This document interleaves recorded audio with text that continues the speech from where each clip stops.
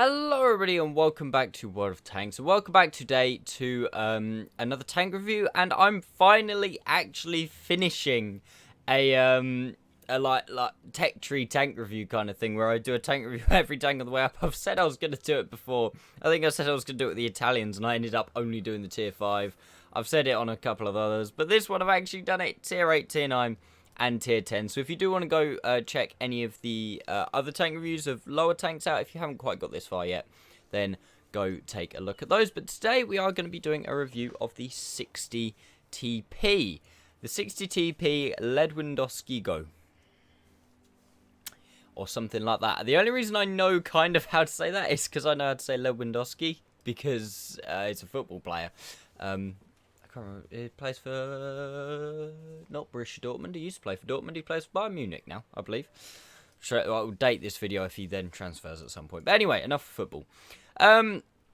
What is this tank all about? What is this tank all about? What is this review going to be all about? I'm going to be doing the comparison to this tank to others. Go through the stats. Obviously, you know your standards.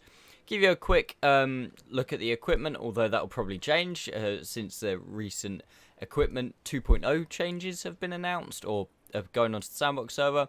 And then I've also got some really nice gameplay for you at the end. If you're not interested in the first bit and you just want to see the gameplay, then do feel free just to skip through to the gameplay. The time will be in the description. Now, for those of you who want to stay, the 60 TP, what is this thing? It is the tier 10 Polish tank. I would say heavy tank, but there's only one at the minute, but it's the tier 10 Polish heavy tank. It comes at the end of literally one line of tanks. You can't play it any other way, all the way up. This tank it's a kind of E100-ish-esque thing. It's got 152mm gun, 750 alpha. On a heavy tank is always nice. And I actually quite like the combination of this tank having the 750 alpha, but not having the really boxy turret like the E100 does. That's what I think lets the E100 down. But anyway, we'll go jump over into Tanks GG, and we will compare this tank to probably the E100 and some others.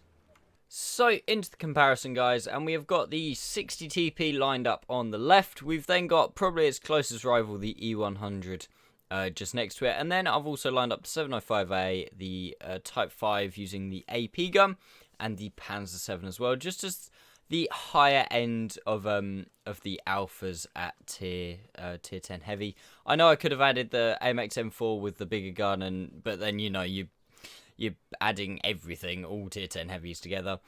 First things first, DPM is actually the highest, which is very, very nice indeed. 2,307 on a heavy tank with high alpha. That is not too bad. Speaking of the high alpha, 750 alpha damage. I think it is the highest amongst tier 10 heavy tanks, unless you count the double shot on the ST2. That's actually higher, but it's definitely up there nonetheless. 250 pen, and Tanks GG not playing ball. 317 on the premium. So 317 is actually not great at all.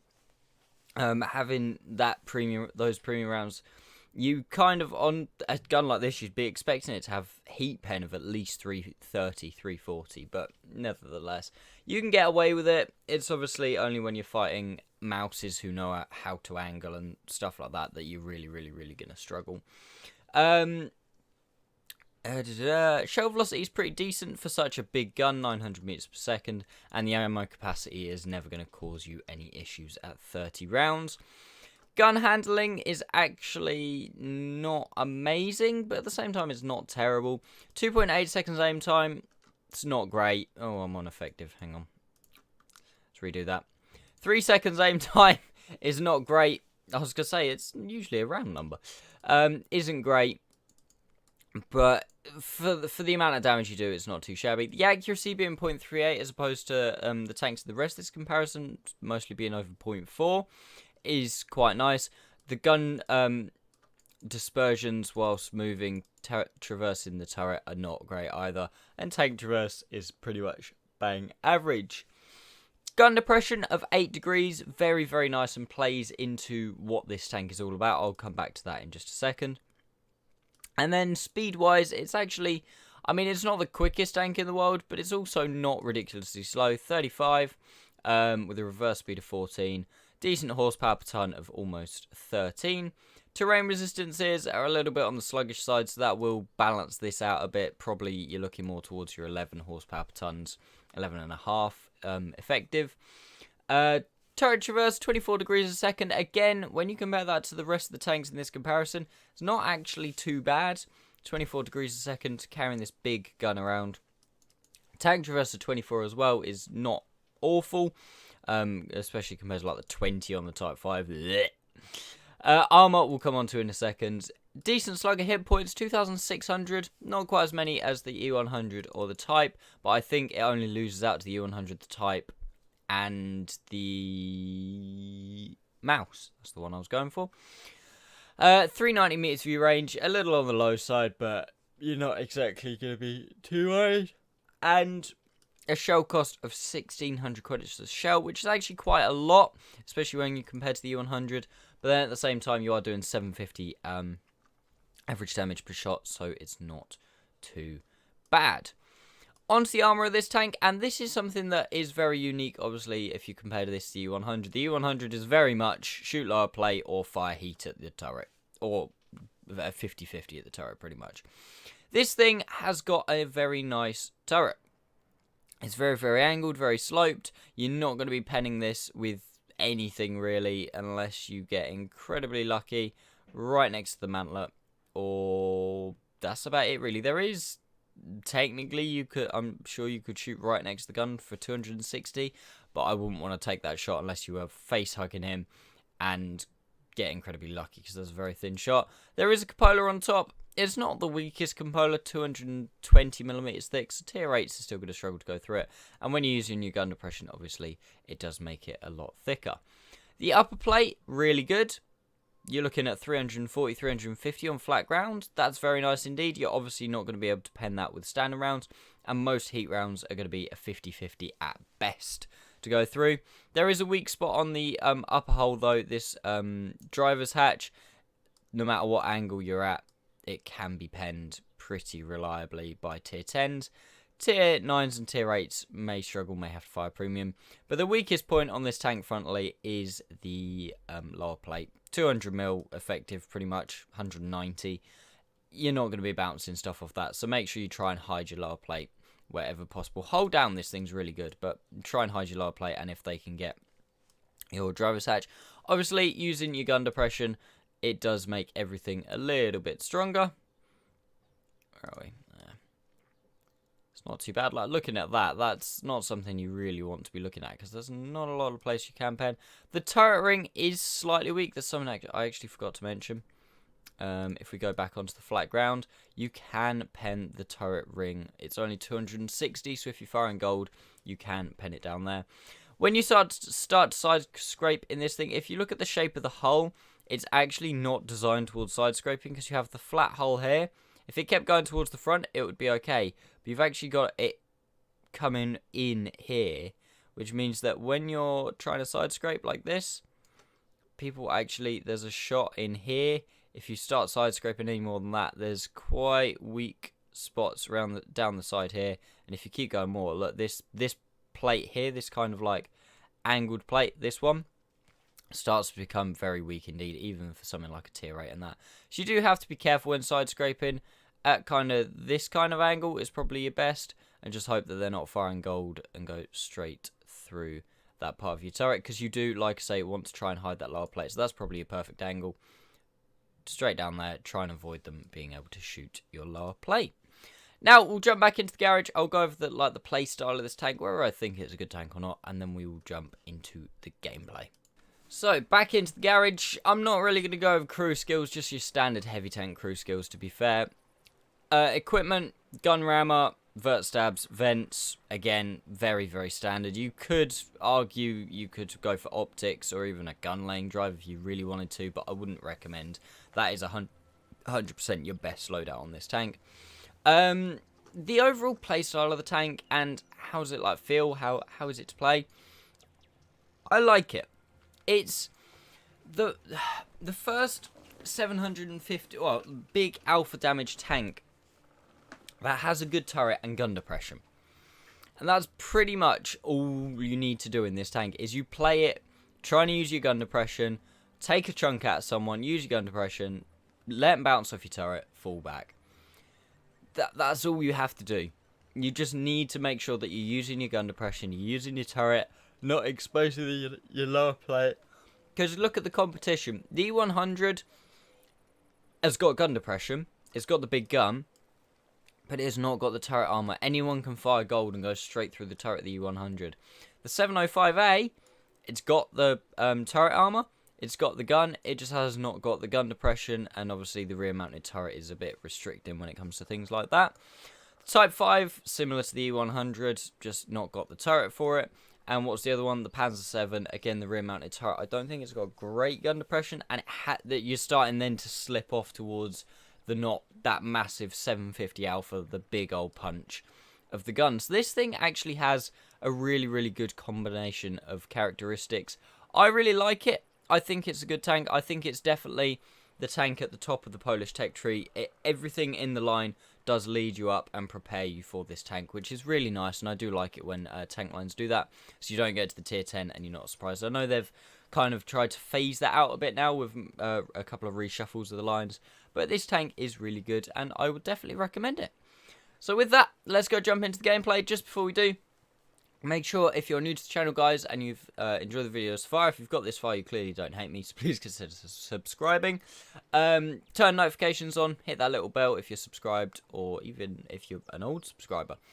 Make sure you turn the notifications on. Give the video a like as well, and if any of you want to join my Discord channel, the link is in the description, and by extension of that, if you want to join the clan, just send either one of the clan members a message on Discord, and they will get in touch with me, and I will see what's going on. But yeah, let's go jump into the gameplay.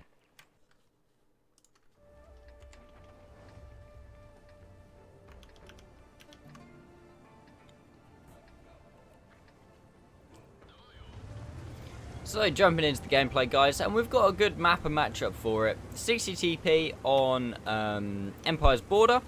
Not a map that I love, but in a tank such as this, it's not too bad. No artillery, even better, and a tier 9 game as well, so even better. It's not too shabby at all. You can see here the mobility, while it's not amazing, while it's not the best thing in the world, it's definitely not tragic. It's not like Mouse, T95, anything like that. You go in 35, you're not doing too bad at all. Like, I mean, look at the Type 4 back there. Bye, wonderful time. Because this is encounter, I am going to take my tank up towards the cap. Use, like I said, the 8 degrees of gun depression. Try and take some massive chunks out of some people. And yeah, this tank, it's like I said in the review section of it, it is a very fitting top to the Polish tech tree. It's good. I must have been eating at some point here, I think, because I wasn't moving the mouse. There you go, Max. You're there. Now, we do need to be careful here, because obviously I'm heading up towards the cap, and if you look down the one line, the enemies have actually sent a hell of a lot of tanks that way, which is never a good thing, because they can then push around you eventually and get behind you. Sorry if you keep yawning. I always keep stuff like this. People do ask me, why don't you cut things like you yawning and stuff out? It's like, as part of the character of my videos, I'm meant to be crap. I'm crap at this. So, you know, I keep all the stuff in just because, why not? So, 8 degrees of gun depression, good turret armor, big gun. What does it equal? 60 TP, losing a lot of health. Now, I have got to be careful. There is a Hesh Star right there. The STRV at the back. Always, where else would you put an STRV? Still one of my favourite tanks in the game, the STRV. Oh, wait, I haven't got a face cam on. You can't see me shaking my head. I don't like STRVs in the slightest. Nice shot into the, I would say Cupola. It's more like a top bar of the FE215B183 there. Taken away, again, 797 health. Such a big hit. You can see the reload, although obviously it's not great, it's really not terrible, and we do put a big round into that Conqueror, finishing him off. We only did 400 damage. I think someone got one in there before us, a T100 or a T54, something along those lines. FV misses, and now we've got issues with T54 and Progetto. Can I hit the Progetto? No, not quite. But you can see that the DPM, like, the DPM is not great. Oh, we bounced off the T54 and take 2 rounds for it. Oh, that was nasty. That was a poor trade by me. Like, you're not reloading every 3 seconds, but considering you're doing 750 alpha, the reload isn't awful. It's really not awful. Heshtar, I've got to be very careful here. He can probably, in some places, pen my side. Right, I see him moving. T-54 goes around, T-54 gets tracked, Death Star kills the T-54, we put a shot into the Death Star, and we set him on fire. Very nice, taking him out. Very dangerous tank, obviously the Death Star. You do not want him to hit you anywhere, really. Side, front, rear, insides, outsides, upside down, back to front. Can we hit the upper plate? Yes, we can! 3rd kill of the game, 3,338 damage so far, but we still got to deal with this T-54 and Progetto. But this is where this 60 TP is just at home here. Look at this.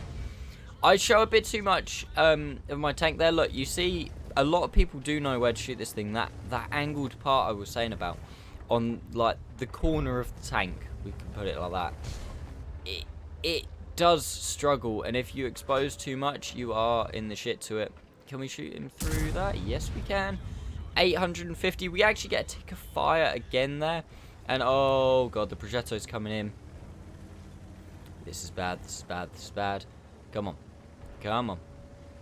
I've still got that T-54, so I still do need to be careful. I'm looking for the T-54. Progetto. Nice shot into the Progetto. And we bounce the heat round from the T-54 as well. Okay, we've got issues now. Progetto manages to get a shot into me at the exact same time that the T100 LT finishes him off, which is really, really, really annoying. I need to try and get rid of this T-54, but at the same time, we've got the STRV. I don't really want to take a hit.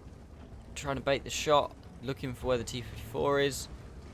Oh, the STRV gets a shot. I believe that was into my lower plate as I tried to push the RT-54 wreck around the corner. We put one into him. And this is not looking good at all. We've now got a T-55A behind us. The STRV's run away. Can we get another one into the STRV? No. He managed to kill. I spot the T-55 coming in behind. Aim it up.